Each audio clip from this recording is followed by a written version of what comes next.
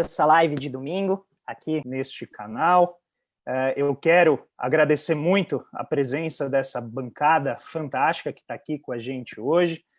Então, mas antes de tudo, eu quero também agradecer a todo mundo que vem apoiando o canal, que vem se inscrevendo, que vem ajudando a divulgar essa mensagem, que é um convite para uma discussão mais embasada, como eu sempre digo, com mais razão, menos cloroquina, mais ciência e menos terraplanismo. O tema da nossa conversa de hoje é a descolonização do desenvolvimento, seja do pensamento sobre o processo, seja a própria recomendação de política pública. E aí, para ilustrar o que é a colonização, eu vou usar uma história de um astrofísico muito famoso nos Estados Unidos, em particular no hemisfério norte. O nome dele é Neil deGrasse Tyson. Para quem não conhece, ele é o diretor do Planetário Hayden e hoje uma das vozes científicas mais influentes que tem no debate sobre ciência nos Estados Unidos. E o Neil deGrasse Tyson, ele é um astrofísico, ele tem um programa que chama Space Talk, que é um bate-papo sobre coisas do espaço e tal. E certa vez ele estava discutindo sobre como que a gente vê a ciência e a descoberta, né, as descobertas científicas, e como que existem elementos associados ao próprio processo histórico, na maneira como a gente vê essas descobertas. E aí diz, nessa entrevista, depois eu posso deixar o link aqui para vocês na descrição, o Neil deGrasse Tyson ele coloca o seguinte, olha que curioso, todos os desenvolvimentos tecnológicos feitos pelo velho mundo, pelos Estados Unidos, geralmente eles são muito bem registrados, devidamente documentados, tal. Mas quando eles foram entender o que havia produzido as pirâmides do Egito, a discussão acabou indo para uma coisa esquisita, que os aliens deveriam ter feito aquilo. Afinal, um povo de pele escura, pouco desenvolvido, jamais teria tido a capacidade de desenvolver aquelas construções incrivelmente complexas, com uma série de minúcias de arquitetura associadas à própria cultura, ao ambiente religioso da época. E ele diz, é exatamente esse o ponto. Quando é algo que um povo de pele escura produz, não deve ter sido eles. A solução é buscar exatamente uma explicação alienígena. E eu trouxe essa provocação inicial porque exatamente esse é um exemplo muito simples e claro de como a colonização, ou seja, a forma de pensar que é eurocêntrica ou focada na visão anglo-saxônica, pode afetar a maneira como a gente, inclusive, interpreta a história. E aí, nesse sentido, nós temos aqui uma bancada estelar, né? Várias são pessoas que, para mim, são gurus intelectuais, morais. Sempre que eu me vejo ali inseguro sobre o meu conhecimento, eu busco energia neles, porque eles têm realmente uma bravura indômita na maneira como eles lidam com o conhecimento e como eles tentam também derrubar, né, os muros da academia para levar o conhecimento a mais gente. E aí temos aqui uma nova integrante aqui do canal, que veio participar dessa live. Fiquei muito honrada com o aceite dela, que é a Carolina Alves. Ela é professora de economia da Girton College, na Universidade de Cambridge, na Inglaterra, e ela é especialista em macroeconomia, finanças internacionais, dívida pública, moeda, financiarização, economia marxista e América Latina. Então, é uma pessoa que tem uma visão bastante ampla da economia, mas ela não é apenas uma acadêmica que fica ali na Torre de Marfim. Ela vai para a atividade e ela é uma cofundadora do movimento Diversificando e Descolonizando a Economia, que é uma rede de economistas que visa promover a inclusão na economia, tanto no que diz respeito ao conteúdo, né, da profissão, conteúdo acadêmico, quanto nas estruturas institucionais de atuação dentro da profissão dos economistas. E ela é também uma das editoras do blog Developing Economics. Eu vou depois deixar todos esses links para vocês na descrição, então vocês não precisam sair agora para ir procurar quem são as pessoas, caso vocês não conheçam, depois eu vou deixar tudo aqui para vocês. Também temos aqui a professora Fernanda Cardoso, a grande amiga, também coautora de artigos, ela realmente é uma pessoa muito especial, professora da UFABC, especialista em desenvolvimento econômico e economia internacional e é pesquisadora do Núcleo de Estudos Estratégicos sobre Democracia, Desenvolvimento e Sustentabilidade da mesma universidade, o NIDS. Ela lançou recentemente também o seu canal no YouTube, depois eu vou deixar o link aqui para vocês irem lá, curtirem o canal dela, acompanharem, e ela é colaboradora também do site A Revolução Industrial Brasileira. E lançou também recentemente o livro 9 Clássicos do Desenvolvimento Econômico, que hoje está com desconto de 33% no site da editora. Eu também vou deixar o link aqui para vocês irem lá. Certamente vocês ficarão interessados naquilo que ela vai falar, e o livro é realmente uma joia. Vale muito a pena vocês irem procurar. Além disso, temos mais duas figuras já conhecidas aqui de quem segue o canal, mas por isso não menos importantes, que é o Elias Jabbour, que é mestre e doutor em Geografia pela FEFELESH e professor de Economia da Universidade Estadual do Rio de Janeiro. E ele, que é um profundo estudioso, né, da inovadora organização social e econômica chinesa, e uma das principais vozes que desafiam a leitura eurocêntrica da experiência chinesa. Então, dentre suas inovações, ele certamente vai trazer isso para a gente discutir aqui, está o conceito de nova economia do projetamento, que tem, né, uma fonte variada aí de influências, inclusive do próprio Inácio Rangel, grande economista brasileiro. Ele é autor e organizador do livro China, Socialismo e Desenvolvimento, 7 décadas, que já está na 2ª edição, e também depois eu vou deixar o link aqui para quem tiver interesse em adquirir o livro dele. E, por fim, meu grande amigo, guru econômico, guru das redes sociais, o cara que me trouxe aqui para esse ambiente novo em que eu, né, tenho tido contato com tanta gente interessante, o Paulo Gala, doutor em Economia pela FGV São Paulo, um dos principais economistas do desenvolvimento no país, para mim o maior, né, e autor dos livros Complexidade Econômica e Brasil, uma economia que não aprende, este último, o qual eu tive a honra de ser o coautor dele. Essas 4 pessoas aqui são não apenas grandes estudiosos, grandes pesquisadores, mas são, sobretudo, excelentes e maravilhosas pessoas. Então, a ideia desse bate-papo aqui é a gente justamente, né, dar uma relaxada, bater um papo descontraído, sem todo aquele peso da academia, para a gente discutir, afinal, como que a gente pode descolonizar o pensamento sobre o desenvolvimento, sobre as políticas públicas e, com isso, construir algo mais adaptado à nossa realidade histórica e cultural.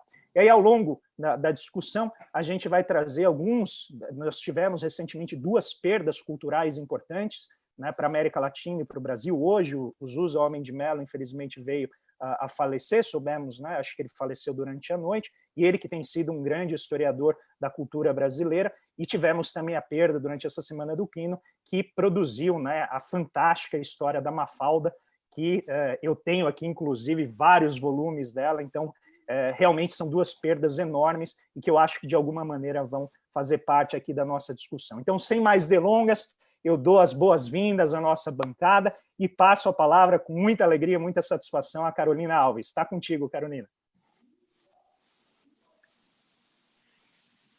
Obrigada, André. Obrigada por me convidar nesse painel maravilhoso que você já descreveu muito bem.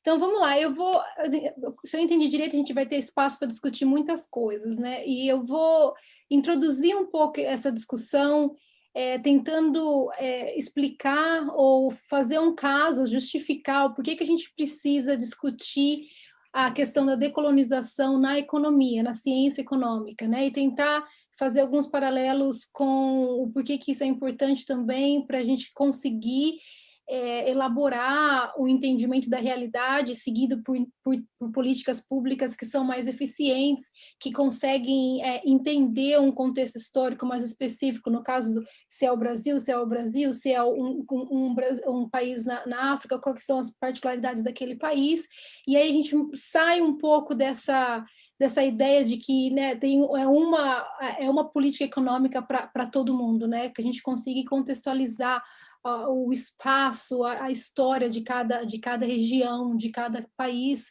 para aí poder realmente melhorar a sociedade. Então, assim, a questão da decolonização na universidade, ela é nova para a economia, né? Mas ela não é nova para disciplinas como relações internacionais, a disciplina da filosofia, a própria história, né? Essas disciplinas, elas já estão há algum tempo tentando entender como que a visão de mundo que a gente tem foi influenciado por uma visão que tem uma hierarquia racial, ou até mesmo uma visão de superioridade do branco sobre o negro, ou a visão de civilização que é superior ou não. Então, isso começa no século XVIII, com o iluminismo, com a modernidade. né? Então, todo esse conhecimento que vem nesse período, que é um período que a gente chama de iluminismo, né? A gente é super orgulhoso, né? O iluminismo, a gente fica essa ideia de racionalidade, de desenvolvimento tecnológico, mas o iluminismo, uma parte que a gente não ensina muito é o quanto que esse processo ele acontece ao mesmo tempo que o capitalismo está realmente se formando como, né, tendo as suas forças industriais chegando ao seu pico, e junto com isso está toda a questão do colonialismo, do mercado de tráfico negreiro e tudo mais. Então, tudo isso está acontecendo ao mesmo tempo. E essa visão, então, todo esse conhecimento que está sendo projetado, que está sendo descoberto nesse período da modernidade, do iluminismo, ele está acontecendo nesse período desse domínio colonial da Ásia, da África, da América Latina e do Oriente Médio. Então, a gente aceitar que isso não tem influência no nosso conhecimento, já não existe mais. Essas ciências elas estão questionando muito. E a questão agora é para a economia. Por que a economia foi isenta desse processo? A economia não foi influenciada por essa discussão? Então, o processo de tentar decolonizar a economia é realmente um processo de olhar para a nossa disciplina, para o nosso campo, e investigar essa produção de conhecimento nas nossas teorias econômicas e tentar entender como que isso foi influenciado pela questão da escravidão, do colonialismo, e tentar separar, tentar entender o que esse conceito de neutralidade, de ciência, de racionalidade pode estar escondendo. Então, esse é o que a gente quer que a economia começa a fazer, né? Começa a questionar os nossos métodos, as nossas teorias, e questionar se tem uma visão eurocêntrica, uma visão dessa hierarquia. Um outro ponto que eu gosto de fazer aqui é que essa discussão, ela não é uma discussão apenas de raça e racismo, como às vezes é mais fácil de discutir, né? A gente precisa de diversidade, a gente precisa de representação, o racismo de identidade, e isso tudo se torna a questão da decolonização. Eu gosto de clarificar que não é isso, entendeu? Existe um problema na nossa disciplina, que é a questão realmente do racismo. A economia, ela é uma disciplina formada por... A maioria são homens e homens brancos, né? Então, existe essa questão não só da representação de minorias étnicas, mas também da questão da mulher. E isso é um problema na economia, e tem a ver com essa questão de como a economia nasceu nesse período da modernidade, do iluminismo, e quem que foram considerados os pais da economia, né? O Adam Smith, por exemplo, que é o que a gente ensina para os nossos alunos. Então, existe essa questão do racismo que a gente tem que resolver, mas isso não é a questão da decolonização em si. Tá? Então, a questão tem que separar. A questão da decolonização ela é relacionada à produção de conhecimento científico, de produção de conhecimento na economia.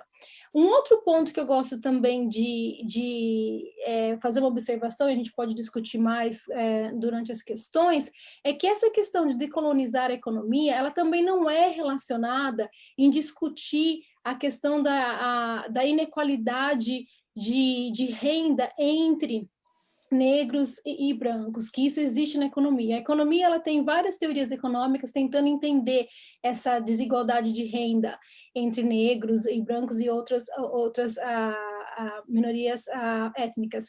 E isso também não é a questão da decolonização. Lógico que isso é importante, e a economia, por ser uma ciência, né, com essa visão eurocêntrica, ela acaba tendo teorias que não incluem, não consegue explicar o racismo. Então, é uma coisa que a gente pode discutir, a questão da discriminação em estatísticas, a questão do própria teoria de capital humano, que a gente pode discutir mais como detalhe, que explica que o negro, por exemplo, não consegue ganhar mais porque não estudou o suficiente, né? Não tem capital humano suficiente, mas nunca chega a discutir o porquê que esse é o caso. Né? Nunca Claro. Chega Oi, Paulo? Não, claro, quer dizer, uma coisa que até, enfim, causa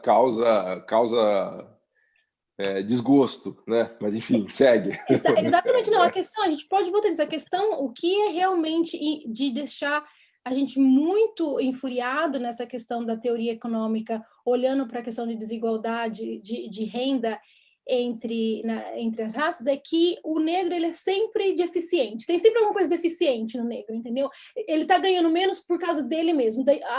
A questão de analisar o racismo sistêmico na sociedade, que aí que vem a questão do colonialismo, a questão da herança que a gente tem desse passado colonial, nunca é discutida, né? Exatamente porque também tem uma questão metodológica, de modelos, variáveis que são exógenas, endógenas, e racismo é exógeno, tem nada a ver com o nosso modelo. Nosso modelo está perfeito ali. O que está acontecendo é que provavelmente ou o negro não tem educação, ou o empregador prefere, né, preferência por empregar o branco, mas também não explica por que essa preferência existe. Então, essa questão também é problemática na economia e a gente tem que discutir. Então, só para recapitular, para voltar. Então, tem a questão de decolonizar a economia. O que é isso? Eu divido em 3 partes. Uma é a questão da identidade, do racismo de identidade que a gente tem que resolver. A outra é a questão das falhas na teoria econômica. E o último que eu vou falar agora é a própria questão do eurocentrismo, tá? Por que as teorias que são produzidas no norte a gente valoriza mais? Por que, por exemplo, países como o Brasil têm que ensinar economia usando manuais, né, de caras brancos que moram nos Estados Unidos, o Krugman e outros? Por que eles sabem o que é o melhor para o Brasil? Porque no mundo inteiro são esses os manuais de economia que nós temos que ensinar? E por que a gente negligencia a nossa própria teoria, que no caso do Brasil, por exemplo, a gente tem essa riqueza da escola cepalina, estruturalismo. Lógico que tem falhas, não estou falando que isso é perfeito, mas são teorias que estavam tentando considerar a particularidade do Brasil ou da América Latina, né? Então tem essa coisa do eurocentrismo, o que é válido? Qual que é a teoria? O que é conhecimento válido? E isso é importante, porque, por exemplo, vou dar um último exemplo e eu vou finalizar minha fala aqui. Às vezes a gente fica falando de diversidade. Tem que trazer, por exemplo, mais pesquisadores do Sul, tem que trazer mais negros, mais mulheres. E aí você traz essa diversidade, mas o conhecimento, toda essa diversidade, ela ainda está sendo baseada numa visão de economia que é eurocêntrica, numa visão única de mercado, numa visão de relações, de finanças, de relações de comércio, que é orientada pelos escolas que estão no norte, né? Então, então, essa diversidade é o que acontece se a gente... Eu vou só deixar isso como provocação. Se a gente olha para essa questão do Chicago Boys, que a gente, né, que começa da questão do neoliberalismo, a gente está olhando para economistas latino-americanos que foram treinados... Desculpa. Tudo bem. Que foram a gente treinados. Tem que fazer mais lives com você, Carolina. Concordo, perdão. Relembrar o português. A gente precisa resgatar o português dela, porque ela já está colonizada pelo inglês. Todo domingo agora, live com a Carolina. A gente vai descolonizar o pensamento na marra.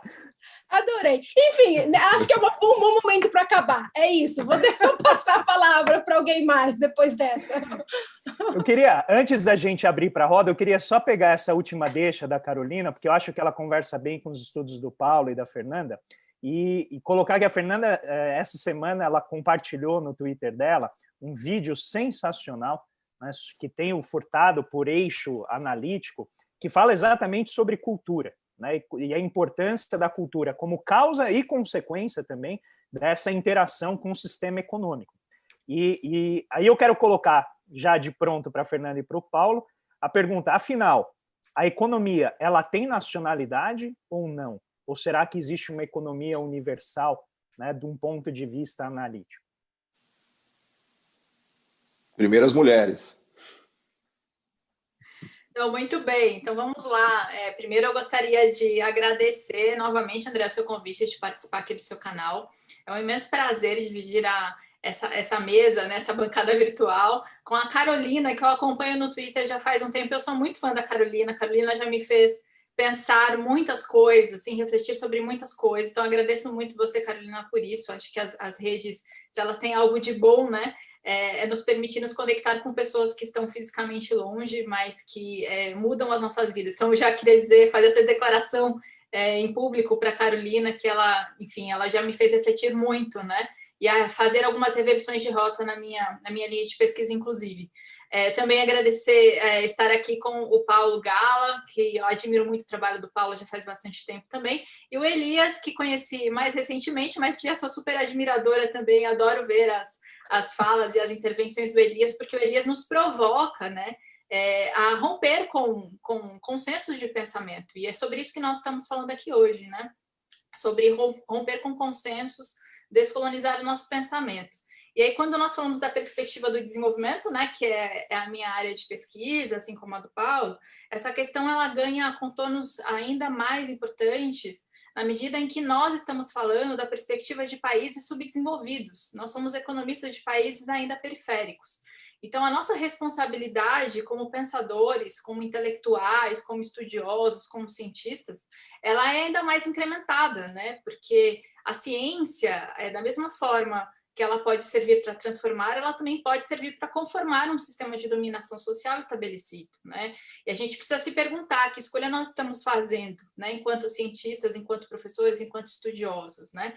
Eu tenho a felicidade de saber que estamos aqui formados por uma bancada de pessoas que usam a ciência, usam o seu conhecimento, usam o seu potencial para transformar, né? E a live de hoje, ela nos leva a esse pensamento.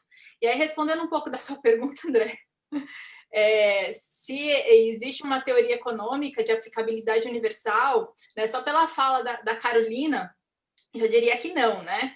Nem essa teoria econômica que nós temos, né? Porque, como bem a Carolina enfatizou na fala dela, foi pensada da perspectiva de homens brancos, né? Então, na própria construção do que a gente considera como econômico, já tem um viés de pensamento e de colocação de prioridades imposto, né? Então, a perspectiva das mulheres não está ali colocada, a perspectiva das minorias étnico-raciais, que na verdade são maiorias, né? Em número, ela também não está ali colocada, porque a economia foi pensada já desde a sua origem, né? E tudo que desdobrou a partir daí, a partir da concepção de homens brancos europeus, né? Então, daí talvez a maior dificuldade que nós tenhamos de romper com esses vieses de pensamento.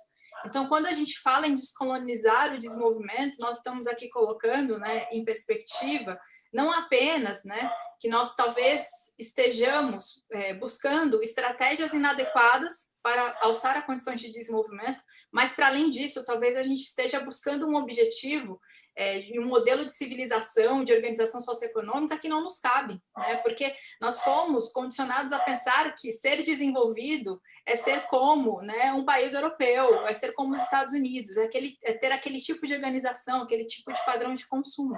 E não necessariamente é. Então, a gente precisa voltar a contestar isso também, né? Contestar o que a gente está entendendo como desenvolvimento, como um bom modo de vida, como uma forma adequada de organização socioeconômica. Então, essa live de hoje, eu acho que ela vai nos levar a contestar, né, cada ponto dessa discussão, né? Desde as estratégias que nós estamos insistindo para promover o desenvolvimento do nosso país, e que já vem dando errado há muito tempo, né? Esse vídeo que você citou aí do Celso Furtado me tocou muito fundo. Eu assisti ontem, eu já tinha visto compartilhado durante a semana, mas não tinha tido tempo para assistir. E nesse final de semana eu já assisti, acho que umas 3 ou 4 vezes diferentes, né? Porque ali sintetiza, nos 20 minutos do documentário, que chama O Choque Cultural, depois para quem tiver curiosidade de procurar, um documentário filmado em 1976, ali ele vai resumir os seus elementos da teoria do subdesenvolvimento, né? E ali ele fala sobre a importância da questão cultural. E ele coloca ali, sobre a questão cultural, a responsabilidade que as universidades, que os cientistas, que os estudiosos têm nesse processo de conformação, né? Então, aqui novamente, né, eu faço um chamamento, né, se é que eu posso falar assim, para todos que estão assistindo essa live, né, e para essa bancada que já está nessa trincheira de luta, para a gente continuar a contestar e incentivar a capacidade crítica, né, e a criatividade para que a gente possa, de fato, construir, primeiro, teorias, né, uma perspectiva teórica, né, que permita a gente enxergar os nossos problemas, porque se nós não enxergarmos os nossos problemas, a gente não tem nem por onde começar, né? Então, essa necessidade de modificar os nossos óculos, né, esses óculos que nos foram historicamente impostos e que têm limitado a nossa capacidade criativa e de pensamento, a gente tem que quebrar esse óculos e reconstruir outro, né? Esse desafio que eu acho que nos colocam, né? E que nós temos que assumir essa responsabilidade, viu, André? Aí eu passo a bola para o Paulo agora. Bom, boa tarde a todos, prazer estar aqui com vocês. Agradecer especialmente o André, porque finalmente agora a gente tem mulheres fazendo lives no YouTube, né, André? Especialmente de economia, então grande mérito seu, né? Fico feliz que você tenha abraçado, né, essa causa de ensinar a economia via YouTube, que aliás eu acho que todos nós deveríamos fazer, né? Deveria ser. Eu acho, para mim, é esquisitíssimo dar aula dentro de uma sala de aula que tem 30 pessoas. Se eu posso dar aula para 1 milhão de pessoas no YouTube, para que eu vou dar aula para 30 pessoas? É um negócio que até soa meio como um contrassenso, né? Mas, enfim, prazer enorme estar aqui com o meu amigo Elias, com o André, com a Fernanda, com a Carolina, que eu não conhecia pessoalmente, ainda não conheço, mas pelo menos já estou conhecendo via live, já é um grande passo. E sigo sempre as coisas dela do Twitter, eu acho muito legal. Bom, esse tema é um tema maravilhoso para uma tarde de domingo, né? Porque é um tema realmente de paixão, né? A gente pode ficar discutindo horas aqui, provavelmente não vai ser o caso porque vai acabar a bateria do celular, mas é um tema que, pelo menos para mim, sempre foi muito instigante, né? Assim que eu entrei no mestrado, eu me apaixonei por esse tema da metodologia, da filosofia da ciência, inclusive parte do meu mestrado foi sobre esse tema, né? Eu analisei um pouco o trabalho do Douglas North usando as lentes da retórica, da análise retórica em economia, né? E eu acho que eu queria trazer uma dimensão aqui para dar um pontapé inicial, a partir já do que a Carolina e a Fernanda falaram, que é a dimensão sociológica do conhecimento, né? Eu me lembro quando eu estava fazendo mestrado, não vou nem dizer a data que eu tenho vergonha, mas era 2000, 2001, e na primeira aula que a gente tinha no curso de mestrado, na época em que a GV, especialmente a economia, era ainda bastante plural, a primeira aula que a gente tinha era com o Bresser, né? E o Bresser ele dava esse curso de metodologia da economia, que era uma disciplina obrigatória. Ninguém podia concluir o mestrado nem o doutorado na GV sem ter feito essa matéria com o Bresser, né? E nessa matéria a gente passava ali um trimestre discutindo filosofia da ciência. Então a gente discutia o Popper, o Lakatos, o Kuhn, o Bourdieu, né? Que são grandes pensadores de como a ciência funciona de verdade. E eu queria trazer a dimensão aqui do Pierre Bourdieu, né? Que é um grande sociólogo, que, enfim, já falecido, mas fez grandes contribuições em várias áreas do conhecimento, especialmente na questão da verdade e da dinâmica da ciência. Ele tem um texto maravilhoso que é A Luta no Campo Científico. Não me lembro exatamente o título, mas a ideia dele é que também no campo científico existe uma luta, né? E é a luta pela verdade, ou pelo que ele chamava do monopólio da verdade. Então, os cientistas eles lutam para ter esse monopólio da verdade, né? Tem uma dinâmica ali sociológica que todo mundo disputa para ser o dono da verdade, né? Aliás, tem até um ditado popular, né? Que você se acha o dono da verdade e tal.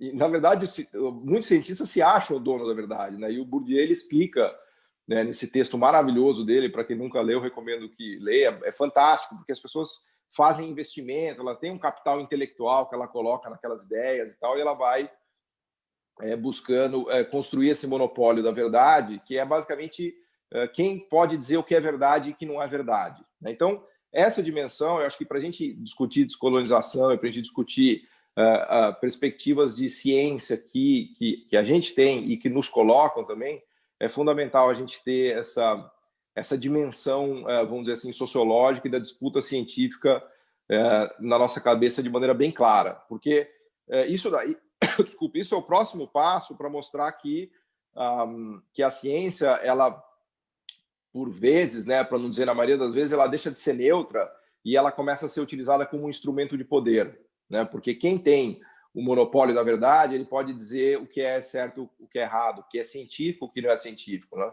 E para as pessoas que estão assistindo a gente, que não são da academia, a gente sente isso todo dia na pele, porque o monopólio da verdade, ele diz quais são os journals, quais são os periódicos que são bons, né? Quais são os papers que são aprovados, quais são os estudos que são válidos, né? E muitas vezes a gente acha que os critérios para isso são critérios científicos, quando na verdade não são. São critérios de outra natureza, né? Desse tipo monopólio da verdade. Então, é evidente que todos os pesquisadores, todos os economistas têm suas perspectivas, né? Quando você é um parecerista lá de um journal, né, que você vai dizer se aquele paper é científico ou não é científico, o seu viés de analista está contando muito, né? Então, se você tem o monopólio da verdade, Você que vai dizer que aquele trabalho que foi submetido é mentira, por assim dizer, né?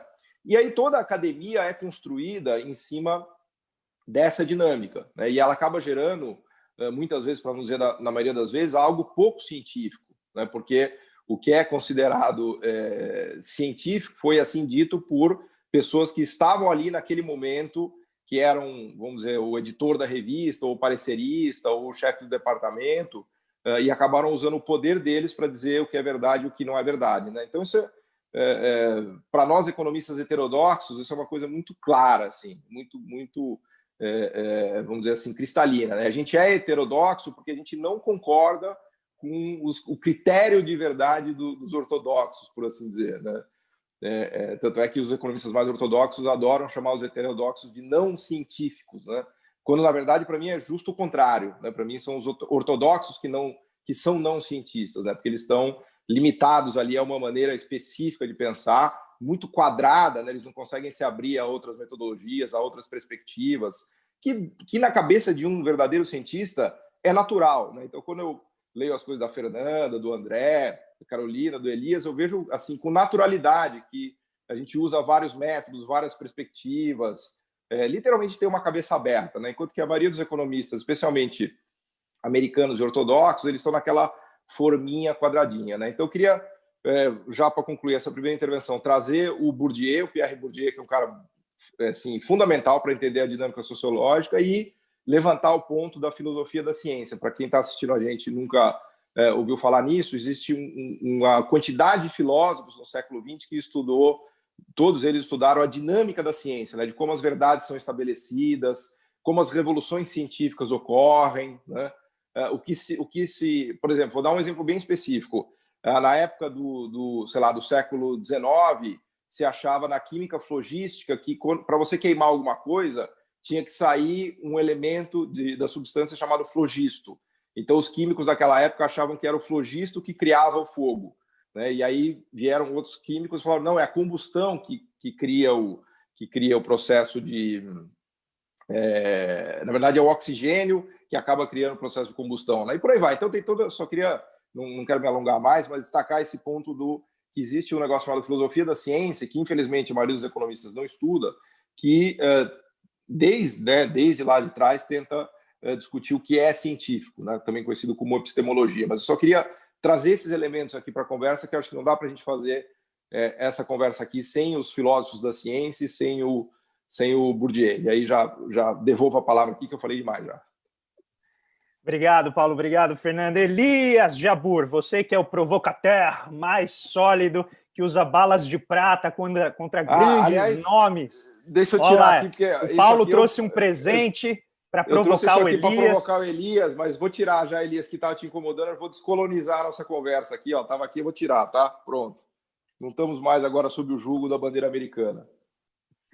Então, Elias, você que estuda a China, se depara a todo momento com a visão eurocêntrica que aparece muitas vezes de maneira inconsciente, né, nas pessoas, elas nem percebem que estão analisando a experiência chinesa por um olhar que é emprestado, que é influenciado pela própria vivência cultural delas, nas instituições, né, na própria sociedade, e você tem se deparado com a visão em grandes expoentes do pensamento marxista quando eles vão analisar a experiência chinesa.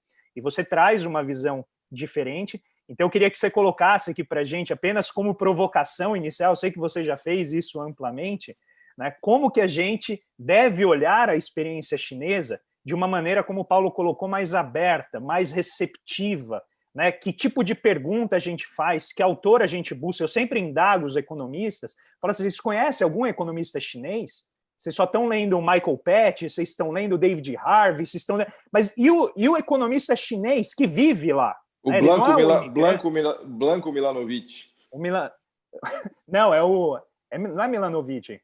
É Milanovic? Acho que não. O Blanco Branco Milanovic. É uma farsa. Isso, tá.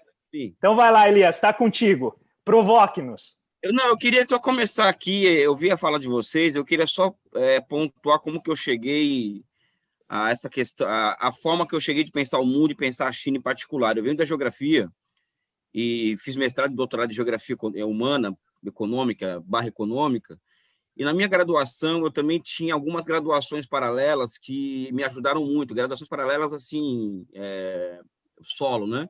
Em filosofia clássica grega e alemã, economia política marxista e história da ciência, né?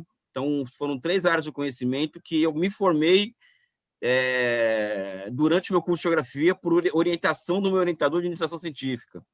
Então, já sou uma figura completamente de formação completamente errada, e vocês vão entender por quê daqui a pouco.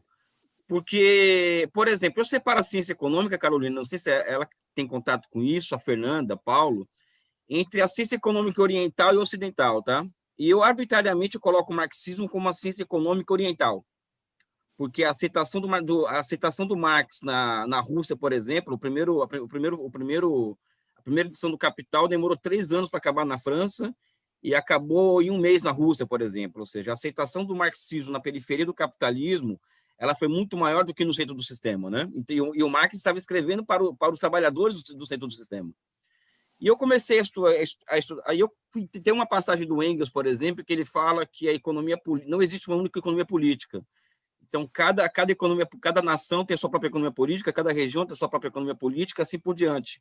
E daí eu passo a ter contato com um conceito que eu chamo, né, nos meus textos, um conceito que é de fronteira das ciências econômicas e sociais, que é o conceito de formação econômico-social, que é o conceito que é presente nas minhas elaborações, nos meus textos, o tempo inteiro. O primeiro caso de estudo de caso que eu fiz na minha vida foi ler toda a obra econômica do Lenin. A partir do, o meu orientador me colocou para ler, e o Lenin foi o economista do desenvolvimento agrário da Rússia, né? O economista da percepção de como que o capitalismo russo ele surgia no pós-1861, esse capitalismo ele penetrava no campo, e as estruturas feudais russas elas não eram capazes de deter o avanço do capitalismo, nem atrapalhavam. Então, existia uma unidade de contrários ali na Rússia, e dali surgiria, vamos dizer assim, como dizem os ingleses, uma law of motion, uma lei do movimento, né, daquela formação econômico-social, que é a relação entre atraso e dinamismo. A partir daí, eu fui ler o Rangel aqui no Brasil. E eu conheci o Rangel pessoalmente em uma palestra que o Rangel esteve com o Furtado, em horários diferentes, porque o Furtado não tinha, era ele, né, que vocês sabem como era o Furtado, né? E era o Furtado na hora, e no outro dia foi o Rangel, né? O Rangel com uma postura amplamente diferente do Furtado. E eu tinha 19 anos na época, eu vi o Furtado falar, eu vi o Rangel falar, e com todo respeito, aí já vou começar a minha descolonização completa, né? Entre o Rangel e o Furtado, eu achei que o gênero era o Rangel, não era o Furtado, né? E fui falar com o Rangel. E o Rangel falou, olha, aparece amanhã lá para a gente conversar, e tal, um moleque de 19 anos de idade. Então, aí quando eu terminei, aí comecei a estudar o Rangel, essa coisa toda. O Rangel não via o Brasil da forma como os estruturalistas viam o Brasil, como um atraso, a nossa agricultura é um empecilho para o desenvolvimento. Aliás, o primeiro choque que eu tive quando eu li o Furtado foi quando se coloca que a nossa estrutura agrária era o empecilho para o processo de desenvolvimento. Porque como eu tinha lido o Lenin antes, e o Lenin diz exatamente o oposto, que é a dinâmica da cidade que pauta o campo, aquilo já me causou um choque. E o Rangel falava a mesma coisa com o Lenin. Então, daí é o que eu estou falando, que eu sou uma figura completamente errada no sentido da formação intelectual. E no mestrado eu fui fazer disciplinas na economia. E eu, ingênuo, completamente, Fernando, você vai me até dar risada, completamente ingênuo, e eu, como já estudava História da Ciência, eu fui assistir uma aula de História do Pensamento, não vou falar com o nome do professor aqui, né? Fala, vai. Não, vou falar. Mas aqui é para isso, é para gerar fofoca também. Vamos lá, não, isso que dá graça. Não dá, não. O cara é gente boa, porra, não dá. Eu falo em off. Justo. Eu perguntei se for inimigo, você fala. Se for amigo, você não fala. Ele é gente boa, cara, é gente boa. Eu era tão ingênuo que eu perguntei pro meu amigo do lado assim, vem cá, esse pessoal usa física mecânica para entender a dinâmica de sociedade, ou seja, o pensamento neoclássico, né? Eu perguntei para ele, ele falou, aí o cara me explicou, ele me explicou que eu já sabia que no final do século XIX a física mecânica era a ciência, e que o pensamento neoclássico se apropria daquilo para construir os modelos de equilíbrio geral. Eu fiquei espantado com isso. Nossa, física mecânica para entender dinâmica de sociedade, né? E assim foi indo e meu contato com a China, para responder a sua questão, ela é por conta dos acontecimentos do final da União Soviética e por que a experiência socialista chinesa não cai, né? Então, eu tive que entender, por exemplo, a dinâmica do campesinato chinês, entender as reformas econômicas e como aquilo beneficiou a China profunda de forma que aqueles camponeses que são taoístas, assim, ou seja, eles são rebeldes, eles são espiritualistas, mas não são deístas, diferentes dos camponeses russos. Eles foram a base fundamental de poder que manteve o Partido Comunista no poder, mesmo com o final da União Soviética e com os ventos contra-revolucionários que chegaram à China com os acontecimentos da Praça da Paz Celestial, ou seja, aquela base camponesa de 700 milhões de camponeses nunca havia ganho tanto dinheiro na vida como na década de 80, foi a base de sustentação do poder político do Partido Comunista da China. Ou seja, essa já é uma visão completamente descolonizada, né? Porque a imagem que nós temos é que a Praça Paz Celestial, o movimento de estudantes bonzinhos, que queriam a democracia, o fim da corrupção, essa coisa toda que nós sabemos. E, por fim, eu queria trazer aqui só uma questão, essa questão da decolonialidade e a questão da diversidade, Carolina, é uma provocação, né, para você. Eu desconfio muito de movimentos que vêm, tá, de acadêmicos anglo-saxões, tá? Esse pensamento de esquerda anglo-saxão, que das universidades dos Estados Unidos e Inglaterra surgem movimentos, né, que no fundo fala-se muito de diversidade, né, muito, mas fecha a boca quando a OTAN destrói a Líbia, por exemplo, né? Ou seja, a diversidade é legal, a diversidade é bonito, mas tem que derrotar o terceiro mundo, tem que ficar, os ditadores do terceiro mundo têm que cair, a começar pelo Gaddafi, o Bashar al-Assad na Síria. Aliás, ou seja, se eu puder problema, até... Paulo, lá, desculpa, o problema, conclui. eu acho que não é uma questão de diversidade, temos uma visão particular minha, anti-imperialista de mundo.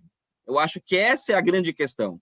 Porque por trás do discurso de diversidade, muitas vezes vem embutido o discurso liberal, que no fundo, acaba que fragmentando sociedades inteiras. Eu acho que temos que tomar cuidado com isso, aqui não é um recado para ninguém, né? O meu nacionalismo, por exemplo, eu sou um nacionalista brasileiro, tá? Eu sou marxista, nacionalista e desenvolvimentista. Eu me classificaria como um cara de 50 anos atrás, um terceiro mundista, vamos dizer assim. Tá? É assim que eu enxergo o mundo, enxergo a sociedade,